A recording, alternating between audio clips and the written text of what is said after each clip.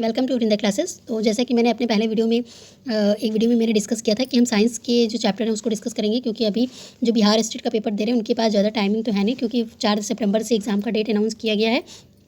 तो यहाँ पे मैं आपके साइंस का सिलेबस लेके आई हूँ। आई होप ये सारा सिलेबस आप लोगों के पास होगा जिन बच्चों ने साइंस से दिया हुआ है। फिर भी मैं यहाँ पे डिस्कस कर ले रही हूँ और कुछ स्ट्रेटजी आपको यहाँ पे बताऊँगी जिससे कि आप जो है कम समय में तैयारी अपनी अच्छी कर सकें। तो अगर चैनल पे फर्स्ट टाइम है तो शेयर करिएगा वीडियो और सब्सक्राइब करके बेल आइकन भी प्रेस कर लीजिएगा। और बात कर लेते हैं साइंस कि जो सिलेबस है क्या क्या पूछा जाएगा, तो उस टॉपिक पे आते हैं। उससे पहले आप लोग एग्जाम पैटर्न के बारे में तो जानते ही होंगे कि एग्जाम पैटर्न क्या है। 100 मार्क्स का आपका सब्जेक्ट स्पेसिफिक रहेगा, 50 मार्क्स में आपके टीचिंग एप्टीट्यूड, जीके, जीएस और रीजनिंग वगैरह आपसे पूछे जाएंगे। ठीक है, तो ये सारी चीज़ें हैं। 150 मार्क्स का पेपर रहेगा। 150 मार्क्स जो है एक एक नंबर के रहेगा, हर एक क्वेश्चन पर एक नंबर मिलेगा, निगेटिव मार्किंग नहीं है। तो ये सारी चीज़ें हैं, ये मोटी मोटी बात हो गई, ये आप सभी को पता होगा। चलिए हम लोग सिलेबस डिस्कस कर लेते हैं। तो यहाँ पे आप लोग देख सकते हैं सिलेबस में क्या क्या मेंशन किया गया है। पादप एवं जंतु जनन एवं गुणवत्ता सुधार के लिए चयन, उर्वरक एवं खाद का उपयोग करने एवं कीट रोगियों से बचाव हेतु जैव कृषि, ये सारी चीज़ें। उसके बाद सॉलिड गैस और उनकी सारी प्रॉपर्टीज़ हैं, और इवापोरेशन और वाष्पीकरण, ये सारी चीज़ें हैं। मतलब कि मैटर से रिलेटेड जो जो उनकी प्रॉपर्टीज़ रहती हैं वो सारा कुछ यहाँ पे मेंशन है। और केमिस्ट्री का पहले इन्होंने डिस्कस किया है। इसमें कंपाउंड एलिमेंट ये सारे हैं, कौन सा homogeneous mixture, homogeneous heterogeneous mixture, ये सारा कुछ यहाँ पे बताया गया है कि क्या क्या है। कोलाइडल और ये सारा चीज़ें, मोल, ये सब कुछ यहाँ पे मेंशन किया गया है। आप वन बाय वन एक एक चीज़ें देखिएगा और कोशिश करिएगा एक एक चीज़ पढ़ने का, क्योंकि हम यहाँ पे बात करेंगे जो जो इम्पोर्टेंट है पहले उसको आप ख़त्म करिएगा, या फिर ऐसे आप इसको सिलेबस को ख़त्म कर सकते हैं। जैसे आपने जो है पहले जो भी कहीं पढ़ा हुआ है, फर्स्ट ऑफ ऑल तो आप उसको प्रेफरेंस दीजिए कि आप उसको रिवाइज़ करके उसको एक मतलब एक अच्छा शेप दे पाएँ कि उससे अगर क्वेश्चन पूछा जा रहा है तो वो आपसे रॉन्ग ना हो। ठीक है, जैसे कि बहुत सारे एग्ज़ाम में जो टॉपिक कॉमन रहते हैं, आप पहले उसको उठा लीजिए और उसको पढ़ के रिवाइज़ कर लीजिए। उसके बाद जो भी आपका थोड़ा सा पकड़ हो किसी भी टॉपिक पे, तो उसको भी पढ़ लीजिए। जिस पे आपका बिल्कुल पकड़ नहीं है उसको अभी आप लोग बिल्कुल भी मत टच करिएगा। ये मेरी मतलब एडवाइस है। और जो मतलब आपकी पकड़ में हो, जो थोड़ा सा आपको अंडरस्टैंडिंग लगता है ज़्यादा, वो उस टॉपिक को उठा के उसको कंप्लीट खत्म करिएगा कि उससे अगर 1-2 मार्क्स का क्वेश्चन भी पूछा जाता है तो वो आप अटेम्प्ट कर पाओ। ठीक है, तो ये सारा चीज़ है। नेक्स्ट हम लोग डिस्कस कर लेते हैं पौधे और जंतुओं में विविधता यानी डाइवर्सिटी पूछा गया है। नॉमेनक्लेचर से भी क्वेश्चन आएगा। वर्गीकरण का आधार, तो कहीं ना कहीं सिलेबस जो है मुझे लगता है क्लास पेपर 1 के लिए क्लास 10 स्टैंडर्ड तक का सारा कुछ यहाँ पे मेंशन किया गया है। क्लास 10 के स्टैंडर्ड से आप कुछ भी पढ़ेंगे तो वो आपका क्वेश्चन फंसेगा सारा। ठीक है, और भी देख लेते हैं क्या है। नेक्स्ट है जंतुओं के प्रमुख समूह, यानी जो क्लासिफिकेशन एनिमल का है वो भी यहाँ पे पूछा जाएगा। प्लांट का क्वालिफिकेशन पूछा जाएगा। सेल्स के जो ऑर्गेनल्स होते हैं यानी कि क्लोरोप्लास्ट, माइटोकॉन्ड्रिया, ये सारे ऑर्गेनल्स हैं ना, Golgi body, nucleus, chromosome, lysosome, इनसे रिलेटेड जो जितने भी क्वेश्चन बन सकते हैं वो आप लोग यहाँ हम लोग यहाँ इस चैनल पर डिस्कस करेंगे। और उसके बाद है बैक्टीरिया यानी सूक्ष्म जीवों के बारे में, कौन कौन से बैक्टीरिया से पढ़ना है आपको, जीवाणु, विषाणु और प्रोटोजोआ। और इनके पूरे फीचर्स को नहीं पढ़ना है, इनसे उत्पन्न होने वाले रोग एवं बचाव के बारे में पढ़ना है। तो इसको भी हम लोग डिस्कस कर लेंगे, क्योंकि इन सभी से एक दो नंबर का क्वेश्चन पुटअप हो जाता है बेसिकली आराम से। ठीक है, नेक्स्ट है पदार्थों का अंतर कोशिकीय एंड किसी लिविंग सिस्टम में कोशिकीय वातावरण में यानी ऑस्मोसिस डिफ्यूजन का सिस्टम भी पूछा जाएगा आपसे। फ्लोएम, जाइलम, ये सारी चीज़ें क्या होती हैं ये भी थोड़ा सा आपको पढ़ना पड़ेगा। फिजिक्स के टॉपिक्स में आप लोग देख लीजिए, मोशन है, फोर्स है ना, वर्क एनर्जी है, तैरती हुई वस्तुएं, ध्वनि की प्रकृति है, प्राकृतिक संसाधन, प्रकृति एवं संतुलन है। तो ये सारी चीज़ें हैं। आप लोग एक काम करिएगा, अगर मेरे साथ जुड़े हुए हैं तो मैंने अभी जो हाल ही में बीपीएससी ने जो टीचर वैकेंसी के लिए एग्ज़ाम लिया है उसके कॉन्टेक्स्ट में मैंने फिजिक्स की सारे टॉपिक्स का वीडियो डाला हुआ है ना। ऑलमोस्ट जितना इंपॉर्टेंट क्वेश्चन बन सकता है वो उससे रिलेटेड मैंने इतना पोर्शन जो है वो डाला हुआ है। आप जो है उस वीडियो को देख लीजिएगा, साइंस का वीडियो है, तो उससे आपका जो है सारा क्वेश्चन कवर हो जाएगा। ये सारा जो फोर्स, वर्क, पावर, एनर्जी है, तैरती हुई वस्तुएं यानी जो आर्किमिडीज का रूल्स वगैरह है, ये सारा कुछ उसमें मैंने मेंशन किया हुआ है।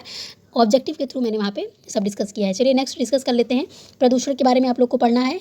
वो प्रदूषण फिर चाहे भी जैसा हो, यानी कुल मिला के आपको इन्वायरमेंट भी है यहाँ पे देखने को मिलेगा, और साइकिल, कार्बन साइकिल और नाइट्रोजन साइकिल, ऑक्सीजन साइकिल, जलीय चक्र, रासायनिक चक्र, ये सारी चीज़ें भी आपको यहाँ पे देख के चलनी है। फिर यहाँ पे केमिस्ट्री का इन्होंने सिलेबस को कुछ ऐसा पता नहीं कैसे अरेंज करके दिया हुआ है, ना केमिस्ट्री में दिया है ना बायो में दिया है, ऊपर नीचे करके दिया हुआ है सारा। हमको लग रहा है कि क्लास वाइज क्वेश्चन टॉपिक को सेट उठा के रखते चले गए हैं, है ना। तो इस तरह से आप देखिए यहाँ एसिड बेस का क्वेश्चन यहाँ दिया हुआ है। एसिड बेस साल्ट से रिलेटेड आपसे क्वेश्चन पूछा जाएगा, और रिएक्शन से रिलेटेड कि रिएक्शन कितने टाइप्स की होती हैं, ये सारी चीज़ें। ऑक्सीडेशन और रिडक्शन टॉपिक भी यहाँ पे मेंशन किया गया है। ऑक्सीडेशन एंड रिडक्शन भी आपसे पूछा जा सकता है। तो कहीं ना कहीं ये सारा जो सिलेबस दिया गया है वो 10th स्टैंडर्ड से मैच खाता हुआ है। आप लोग जो है उसी के आधार पर तैयारी करिएगा। फिर बॉन्डिंग से भी क्वेश्चन है, केमिकल बॉन्डिंग से क्वेश्चन बनता है। हाइड्रोकार्बन क्या होते हैं, अनसैचुरेटेड हाइड्रोकार्बन क्या होते हैं। ठीक है, तो ये सारी चीज़ें भी यहाँ पे मेंशन की गई है। फिर एलिमेंट्स का क्लासिफिकेशन है, यहाँ पे ये भी है। मेंडलीफ का आवर्त तालिका यानी पीरियोडिक टेबल से भी आपको क्वेश्चन देखने को मिलेगा। नेक्स्ट है एनवायरनमेंट, जैसे मैंने डिस्कस किया हमारा एनवायरनमेंट, तो इन्वायरमेंट से भी क्वेश्चन आपका बनने का चांसेस है, ठीक है। नेक्स्ट है सजीव को परिभाषित करें, यानी कि यहाँ पे जो प्लांट और एनिमल में जो रेस्पिरेशन सिस्टम वगैरह होते हैं, मतलब उनमें जो भी न्यूट्रिशन हो गया, सर्कुलेटरी सिस्टम हो गया, ट्रांसपिरेशन हो गया, वो सारा कुछ प्लांट से भी रिलेटेड है, यानी एनिमल और प्लांट दोनों लोग का पढ़ना है, ठीक है। फिर पौधों में जंतुओं में प्रजनन, ये सारी चीज़ें हैं। आनुवांशिक यानी कि जीन से रिलेटेड भी क्वेश्चन आपसे पूछा जाएगा। तो सिलेबस इन्होंने बहुत अच्छे से डिफाइन तो कर दिया है एक एक चीज़ें, लेकिन ये सारा अरेंज करके नहीं दिया, फैला के दिया है।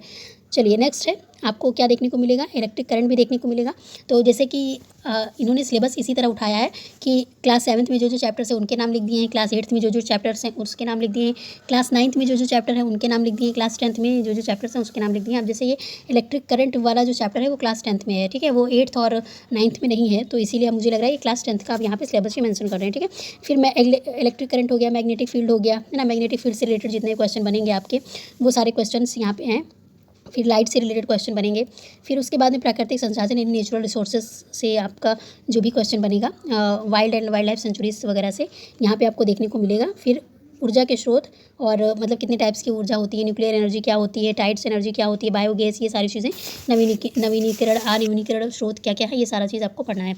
तो इतना हो गया ये साइंस का सिलेबस। अब जो ये 100 मार्क्स का जो सब्जेक्ट स्पेसिफिक था ये हमने यहाँ डिस्कस किया। आप क्लास 10th स्टैंडर्ड तक का सब कुछ पढ़ के जाइएगा, आपका क्वेश्चन इससे बाहर तो नहीं जाएगा, डैम श्योर मैं यही कह रही हूँ, ठीक है। चलिए अब बात कर लेते हैं जो 50 मार्क्स का आपका अदर है, वो उसमें आपको क्या क्या पढ़ने को मिलेगा। तो 50 मार्क्स में आपका 30 मार्क्स का जो है वो टीचिंग एप्टीट्यूड से रिलेटेड क्वेश्चन आपका बनेगा। तो टीचिंग एप्टीट्यूड और स्किल्स जो होते हैं वो है, और उसके बाद जो 20 मार्क्स का क्वेश्चन है, 20 मार्क्स में आपको क्या क्या जीके देखने को मिलेगा। तो मेरे ख्याल से बिहार का जीके आप लोग पढ़ लीजिएगा। अगर आप लोग मेरे से जुड़े हुए हैं तो बिहार जीके से रिलेटेड मैंने 11 वीडियोज़ ऑलरेडी अपने चैनल पे अपलोड किया है, वहाँ से देख लीजिएगा। इन्वायरमेंटल साइंस से भी काफ़ी क्वेश्चन मैंने अपने चैनल पे डाल के रखा हुआ है। मैथमेटिकल एप्टीट्यूड और लॉजिकल रीजनिंग से मेरा कोई वीडियो नहीं है, तो आप लोग जिससे फॉलो करते हैं उसको देख लीजिएगा। और ज़्यादा फोकस करिएगा आप 100 मार्क्स यानी सब्जेक्ट स्पेसिफिक वाले पे, आपका काम उसी से चल जाएगा, ठीक है। नेगेटिव मार्किंग है नहीं, तो इतना कॉमन सेंस जो इन्वायरमेंटल साइंस और जनरल नॉलेज से ही आप अटेम्प्ट कर सकते हैं, ठीक है। चलिए, क्योंकि मैथ 10 मार्क्स का है और उसमें रीजनिंग भी है, तो दोनों मिला के 10 मार्क्स का पूछा जाएगा, तो बहुत ज़्यादा इसमें परेशान होने की ज़रूरत नहीं है। बाकी आप अपने सब्जेक्ट पर फोकस करेंगे तो अच्छा होगा, ठीक है। तो आपके पास ज़्यादा टाइम नहीं है तो सब्जेक्ट पर ज़्यादा फोकस करिएगा। मैंने जैसे मैंशन किया कि फिजिक्स का ये जो सारा चैप्टर है वो मैंने डिस्कस किया हुआ है, चैप्टर वाइज, मतलब थ्योरी बेस नहीं किया है, एमसीक्यूज बेस है, तो आप लोग उसको देख लीजिएगा। आई होप वीडियो आपको अच्छी लगी हो और स्ट्रेटेजी मेरी अच्छी लगी हो, तो चैनल को लाइक शेयर सब्सक्राइब कर दीजिएगा। जो भी बन पाएगा 4 से 5 दिन में साइंस से रिलेटेड, वो मैं अपने चैनल पे आप सभी के लिए पोस्ट कर दूँगी। और एफर्ट अच्छा लगे तो सब्सक्राइब करिएगा, करवाइएगा। मिलेंगे नेक्स्ट वीडियो में, तब तक के लिए bye bye, take care, thank you guys, thank you for watching Vrinda classes.